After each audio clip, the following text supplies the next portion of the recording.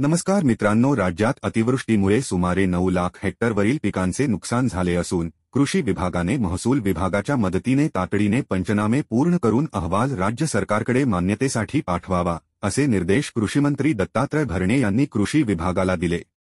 शेतकऱ्यांना मदतीसाठी राज्य सरकार कटिबद्ध असल्याचे त्यांनी यावेळी स्पष्ट केले.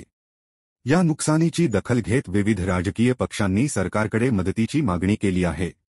नुकसानीचे पंचनामे, तपासणी, सर्वेक्षण तातडीने पूर्ण करून प्रत्येक शेतकऱ्याला प्रति हेक्टरी 50,000 रुपये इतकी नुकसान भरपाई सहायता निधी द्यावी, अशी मागणी जोरकसपणे करण्यात येत आहे. विशेषतः कोल्हापूर जिल्ह्यातील चंदगड, करवीर आणि कोबाड यांसारख्या तालुक्यांमध्ये सर्वाधिक नुकसान झाले आहे.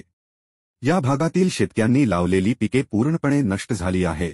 तसेच नवीन पेरणी करणेही शक्य झाले नाही, ज्यामुळे शेतकऱ्यांचे नुकसान अधिक वाढले आहे. पुण्यात शुक्रवारी राज्यस्तरीय आढावा बैठक आयोजित केली होती. यावेळी विभागाचे प्रधान सचिव विकासचंद्र रस्तोगी, प्रभारी कृषी आयुक्त डॉक्टर हेमंत वसेकर, संचालक अशोक किरळी, अंकुश माने, विनयकुमार आवटे, रफिक नाईकवडी उपस्थित होते. राज्यात झालेल्या अतिवृष्टीमुळे 22 जिल्ह्यांमधील 8,78,767 हेक्टरवरील पिकांचे नुकसान झाले आहे. प्रशासनाचा प्रतिसाद. कृषी मंत्री यांनी या सर्व मागण्यांचा गांभीर्याने विचार करण्याचे आश्वासन दिले आहे.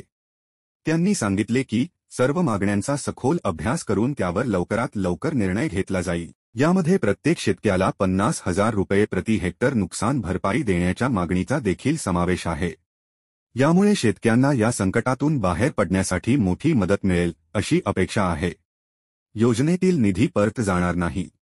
कृषीमंत्री भरणे म्हणाले, कृषी विभाग शेतकऱ्यांच्या पाठीशी ठामपणे उभा आहे. अधिकाऱ्यांनी योजनांमधील बारकावे लक्षात घेऊन योजनांचा लाभ जास्तीत जास्त शेतकऱ्यांना मिळेल याची काळजी घ्यावी. नाविन्यपूर्ण प्रयोग करण्यासाठीही प्रयत्न करावेत.